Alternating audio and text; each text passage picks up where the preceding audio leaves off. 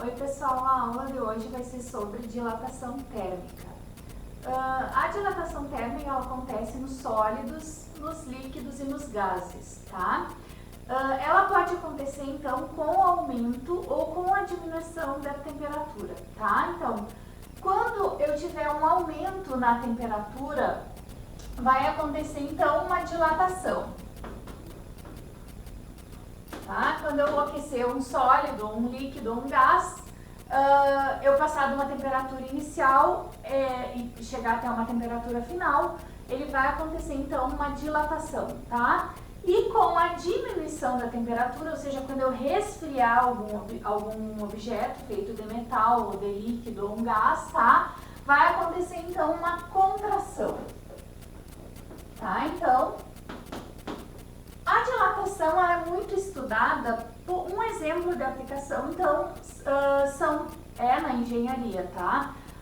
Os engenheiros, eles estudam bastante quando ocorre a dilatação, por quê? Na engenharia civil, um exemplo é na construção de um edifício, tá? Então, na construção do edifício, ele tem que levar em consideração a mudança ou a variação de temperatura, tá? Que vai acontecer por aquecimento da temperatura normal do clima, tá? Aqui no sul, por exemplo, a gente tem uma variação bem grande de temperatura do inverno para o verão, tá? No inverno a gente tem 0 grau facilmente e no verão a gente vai a 30, 35 graus, dependendo do dia, tá? Então, para levar um engenheiro tem que levar em consideração essa variação para construir um edifício, por exemplo, tá? Existem 3 tipos de dilatação que a gente vai estudar aqui, tá? Dilatação linear, então,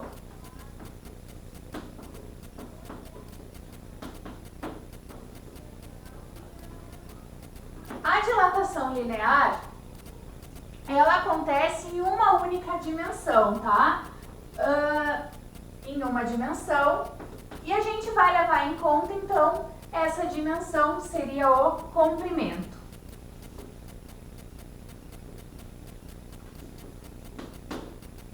Certo?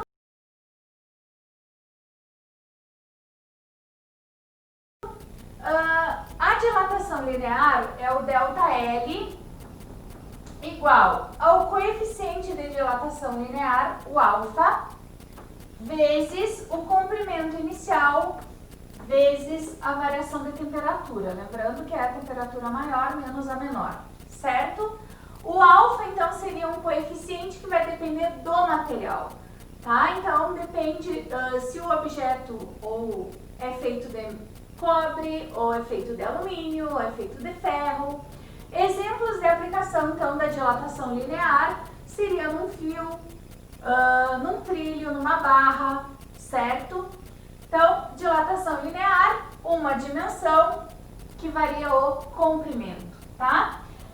Aqui, para calcular, então, a dilatação linear ou a variação desse comprimento é igual, vai depender do alfa, que é o coeficiente de dilatação linear, que depende do material, tá? Ele é tabelado. Vou colocar uma tabela aí para vocês, de alguns.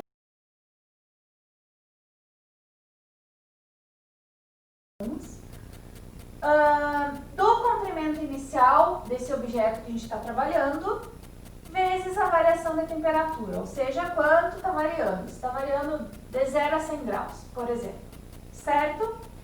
Quando eu quiser terminar de calcular, então, qual vai ser o comprimento final dessa barra, eu tenho que levar em consideração o comprimento inicial mais quanto ele dilatou, tá? Unidades do Sistema Internacional para comprimento seria metros, tá? Mas a gente também vai trabalhar com centímetros.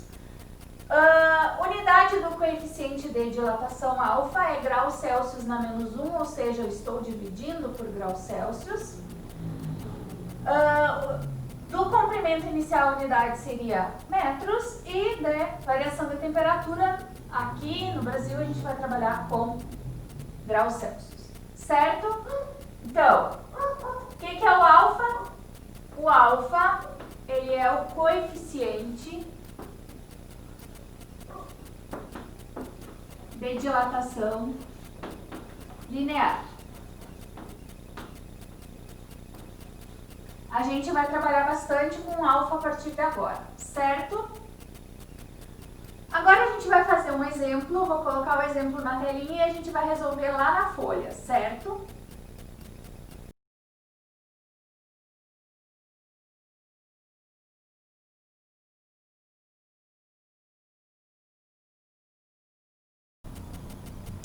O exemplo número 1, então, é sobre dilatação linear, tá? Diz o seguinte: uma barra de aço tem a 10 graus Celsius, ou seja, aqui, ó, vamos começar com as variáveis. Temperatura inicial, 10 graus Celsius. Um comprimento de 5 metros. Então, o comprimento inicial dessa barra, ela tem 5. Se aquecermos essa barra até que sua temperatura seja, a temperatura final seja 60 graus Celsius, qual será o novo comprimento da barra, sabendo que o coeficiente de dilatação linear do aço, então o alfa do aço vale 12 vezes 10 na menos 6 graus Celsius na menos 1, tá? Então essas são as informações que eu tenho do problema, tá? Está falando que eu tenho uma barra, então, aqui eu tenho uma barra inicial, tá? Ela tá uma temperatura inicial de 10 graus Celsius, e se eu esquentar ela, ou seja, se eu aquecer essa barra, quanto ela vai dilatar se essa temperatura chegar até 60 graus Celsius, tá? Aqui eu tenho um comprimento inicial, aqui eu vou ter um comprimento final, e aqui, ó, quanto ela vai aumentar, chama-se então ΔL, certo? Primeira coisa, já consegui achar todas as variáveis que eu tenho, tá? Dilatação linear, então, vai ser igual ao alfa, que multiplica o L0, que é o comprimento inicial, que multiplica a variação da temperatura. Então, ΔL vai ser igual a alfa, 12 vezes 10 na menos 6. Então, 12 vezes 10 na menos 6. Que multiplica o comprimento inicial, que é 5, que multiplica a variação de temperatura. Eu abro um parênteses, temperatura maior, 60, menos a temperatura menor, tá? ΔL vai ser igual. Pessoal, usem a calculadora científica, tá? Para fazer os cálculos com notação, certo?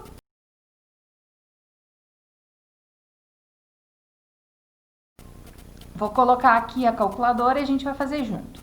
Então, ó, 12 expoente menos 6, que multiplica 5, que multiplica, abre parênteses, 60 menos 10, fecha parênteses.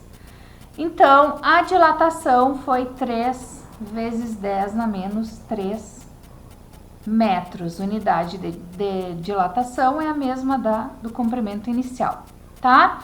Então, aqui está em metros, aqui está em metros. Isso significa que, com a variação de temperatura aqui, que foi de 50 graus, ou seja, 60 menos 10, 50 graus, aumentou, então, essa barra 3 milímetros, certo? Mas qual é, então, o comprimento final dessa barra?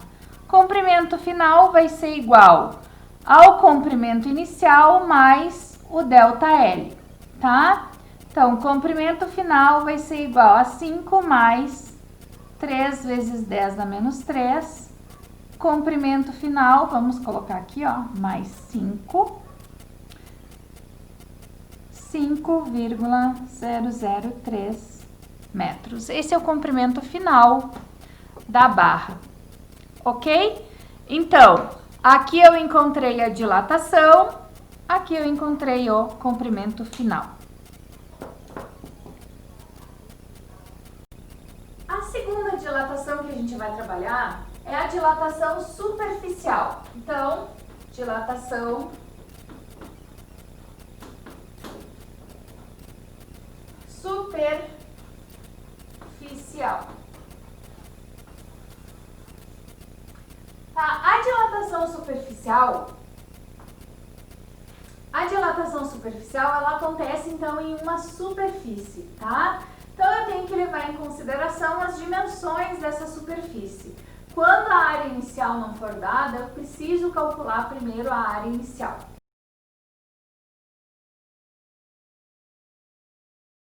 A dilatação superficial, ela é considerada então duas dimensões, tá?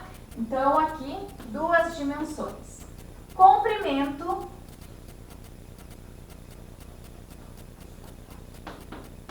e altura. Quando a área inicial não for dada, a primeira coisa que eu tenho que fazer é calcular quem que é a área inicial, certo? Qual é a equação que eu uso então para dilatação superficial? Então, dilatação superficial, ΔS, ou a variação na superfície, tá? É igual a um beta, que é um coeficiente de dilatação superficial, que multiplica a área inicial, que multiplica a variação de temperatura, tá? Essa área inicial, S0, quando ela não for dada, a gente precisa primeiro encontrar ela, certo? O beta, então, o beta é um coeficiente de dilatação superficial. Quanto vale esse beta aqui? Já que no coeficiente de dilatação linear, que é o alfa, eu trabalho em uma dimensão, tá? Se eu for trabalhar em duas dimensões, que é o beta, ele vai valer 2 vezes o alfa, tá? Então, o coeficiente de dilatação superficial beta, ele vale 2 vezes alfa, tá? Unidades que a gente vai trabalhar aqui, então. Como a gente está falando em superfície, a gente está falando em área. A área, a gente trabalha com metro quadrado, certo? No sistema internacional. Mas, a gente também vai trabalhar com centímetros quadrados aqui.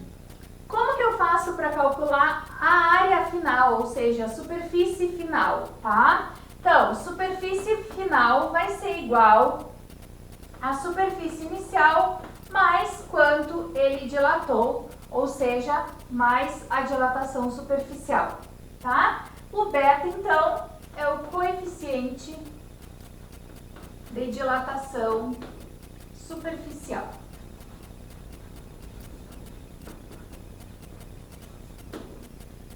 Quando ele não for dado no problema, a gente vai fazer o cálculo dele, tá? Geralmente, a gente vai calcular que é 2 vezes o alfa.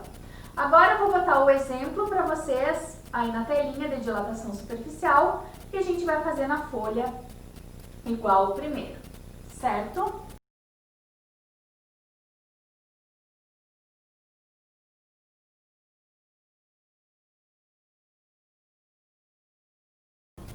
O exemplo número 2 é sobre dilatação superficial, certo? A dilatação superficial, ela acontece quando a gente tem, então, uma superfície, tá? E essa superfície, ela vai ser submetida a uma variação de temperatura, tanto para mais quanto para menos. Vamos ao exemplo, então. O que que diz o exemplo? Uma placa retangular de alumínio, tá? Então, aqui eu tenho uma placa retangular de alumínio. Tem 10 centímetros de largura e 40 centímetros de comprimento. Então, aqui eu tenho 40 centímetros e aqui eu tenho 10 centímetros. A temperatura é de 20 graus Celsius, ou seja, a temperatura inicial, vamos escrever aqui do ladinho, temperatura inicial, 20 graus Celsius. Essa placa é colocada no ambiente cuja temperatura é de 50 graus Celsius. Então, vai variar a temperatura para 50 graus Celsius. Sabendo que o coeficiente de dilatação superficial do alumínio, ou seja, o beta nesse problema já foi dado, é 46 vezes 10 na menos 6 graus Celsius na menos 1. Calcule na letra A dilatação superficial da placa, tá? Na letra A. E na letra B, quer saber então a área final da placa nesse ambiente. Primeira coisa que eu tenho que fazer aqui então, gente, não foi dada a área inicial, tá? O S0 não foi dado, mas foi dado as dimensões, ó. Uma dimensão, que é o comprimento, é 40 centímetros, e a segunda dimensão aqui, ó, é a largura, que é 10 centímetros, tá? Então, a área de um retângulo é a base vezes a altura. Então, 40 vezes 10, isso aqui vai me dar 400 centímetros quadrados, tá? Então, a minha área inicial, ela não havia sido dada no problema e ela foi dada agora, foi dada só as dimensões, agora a gente calculou quem que é a área inicial, tá? Na letra A, então, se eu já tenho a área inicial, tenho temperatura inicial e final e tenho o coeficiente de dilatação superficial, lembrando que quando eu não tenho coeficiente, eu tenho que calcular, tá? Então, quando eu não tenho coeficiente de dilatação superficial, eu multiplico pelo alfa, que é o linear, geralmente vai ser dado no problema, tá? Mas nesse caso do exemplo, o beta já foi dado, não precisa fazer cálculo nenhum, tá? Então, vamos colocar na equação e vamos encontrar na letra A a dilatação superficial da barra. Então, ΔS vai ser igual ao beta, que multiplica a área inicial, que multiplica a variação de temperatura. De novo, ΔS, agora eu vou substituir 46 vezes 10 na menos 6, que multiplica a área inicial, que é 400, que multiplica a variação de temperatura. Eu abro um parênteses e escrevo 50, que é a maior, menos a menor, temperatura inicial. ΔS, agora é só jogar todos os valores na calculadora científica, tá? 46, notação, vezes 10 na menos 6, que é o expoente, tá? Vezes 400, vezes, abro parênteses, 50 menos 20. Fecho parênteses e dou igual. Então, a minha dilatação superficial foi 0,552 centímetros quadrados, que é a unidade da área inicial, tá? Então, aqui encontrei a dilatação superficial que aconteceu nessa barra. Agora, na letra B, eu quero a área final, então, dessa placa, tá? Então, a área final vai ser igual à área inicial mais quanto ela dilatou. Então, S vai ser igual a 400 mais 0,552. S vai ser igual, coloca na calculadora, mais 400, vai ficar 400,552 centímetros quadrados. Ok? Uma coisa muito importante que eu esqueci de falar quando eu estava explicando lá, pessoal, é que quando eu tiver um orifício dentro de uma placa, tá? Esse orifício vai se comportar como se ele fosse do mesmo material da placa, ou seja, se ele tiver um raio inicial, quando essa placa aumentar de tamanho por causa da dilatação ocorrida, tá? O orifício vai aumentar também. Então, ele vai ficar com um raio aumentado também, tá, gente? Então, quando a placa tem um orifício, quando ocorrer dilatação superficial nessa placa, que tem um furo aqui, tá? O furo vai se comportar como se fosse do mesmo material. Então, ele também vai aumentar no centro dele.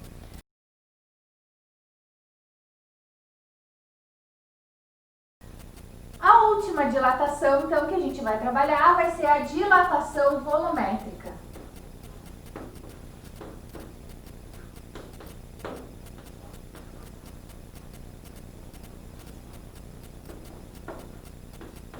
O nome já está dizendo que a gente vai trabalhar no volume, tá? O volume são 3 dimensões.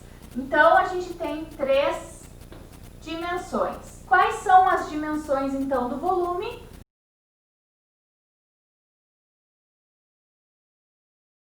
Comprimento,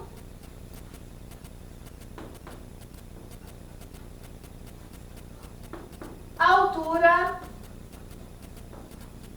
e largura.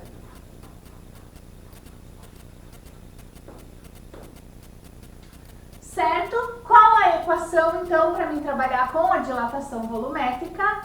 ΔV, dilatação volumétrica ou variação no volume, vai ser igual ao gama, que é o coeficiente de dilatação volumétrica, vezes o volume inicial, vezes a variação de temperatura, tá? Pessoal, como que eu faço para calcular, então, o gama, tá? Como a gente está trabalhando aqui, ó, com 3 dimensões, o gama, ele só pode ser, então, 3 vezes alfa, tá? Quem que é o gama, então? Coeficiente de dilatação volumétrica. Importante aqui que a gente não falou, como que eu calculo o volume final? Volume final vai ser igual o volume inicial mais quanto ele dilatou no volume, tá? ΔV.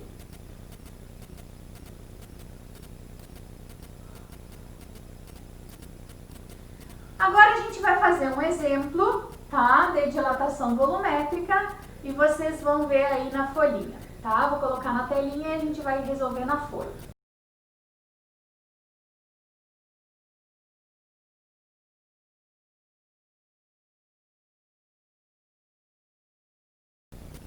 O exemplo 3 é sobre dilatação volumétrica, tá? Aí eu vou ler para vocês. Um paralelepípedo possui a 10 graus Celsius, então temperatura inicial 10 graus Celsius.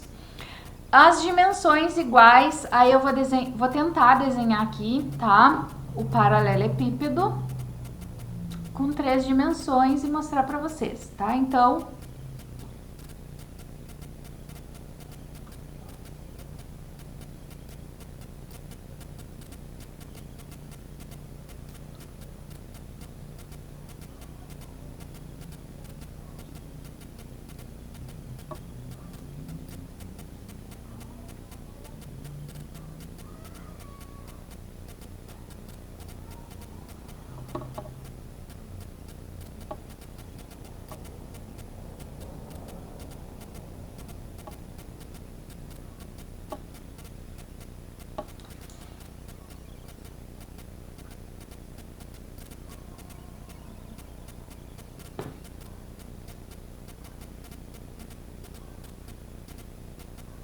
pronto, aqui a gente tem um paralelepípedo, tá?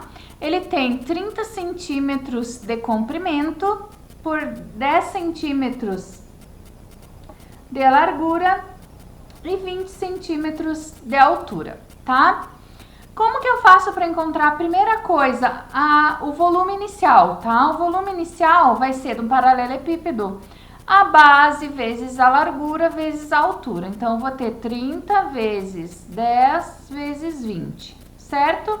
Assim que eu vou encontrar, então, o volume inicial desse paralelepípedo. Então, ó, 30 vezes 10 vezes 20 vai me dar um volume inicial de 6.000 centímetros cúbicos, ok? Encontrei o volume inicial, agora a gente continua. Sendo constituído de um material cujo coeficiente de dilatação linear alfa vale 8 vezes 10 na menos 6 graus Celsius na menos 1. Então, eu não tenho o gama ainda, tá?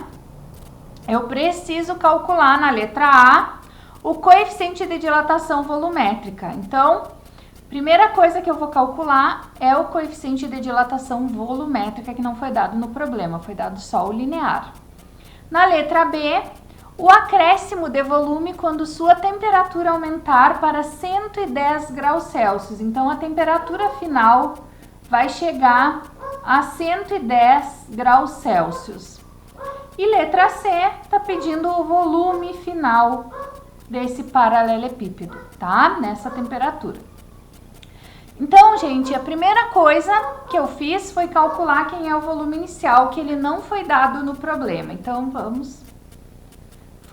a gente já fez o cálculo, agora primeira coisa na letra A, calcula quem é o gama, que é o coeficiente de dilatação volumétrica. Volumétrica, eu estou trabalhando com volume, estou trabalhando com 3 dimensões, então eu sei que ele multiplica 3 vezes o alfa.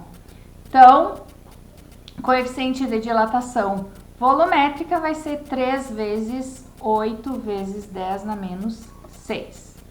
Então, gama vai ser igual, vamos usar a calculadora, tá? 3 vezes 8 expoente menos 6 vai me dar 2,4 vezes 10 na menos 5 graus Celsius na menos 1. Poderia fazer sem calculadora? Sim, poderia.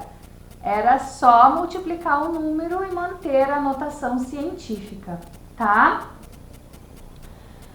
Agora a gente vai calcular na letra B quanto que ele vai dilatar. Qual é a dilatação, então, volumétrica? Então, letra B, é só usar a equação ΔV, que é a dilatação volumétrica, igual gama vezes o volume inicial vezes a variação de temperatura. ΔV vai ser igual 2,4 vezes 10 na menos 5, que multiplica 6.000, que multiplica variação de temperatura, abro parênteses, 110 menos 10.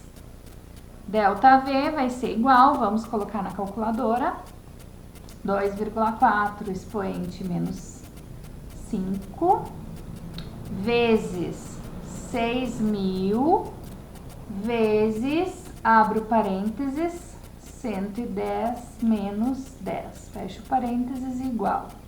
Isso aqui vai me dar 14,4 centímetros cúbicos de dilatação volumétrica, ok? Não terminou aqui, eu preciso calcular quem é o volume final. Na letra C, então, o volume final vai ser igual ao volume inicial mais quanto ele dilatou. Então, volume final vai ser igual a 6.000 mais 14,4. Volume final, então, vai ser igual a 6.014,4 centímetros cúbicos. Certo, gente? Então, primeira coisa que eu calculei, encontrei quem é o volume inicial do problema. Depois eu calculei quem era o coeficiente de dilatação volumétrica. Calculei, então, quem é o volume, a dilatação volumétrica e depois o volume final. Ok, então, espero que vocês tenham acompanhado. Depois a gente vai para a lista de exercícios.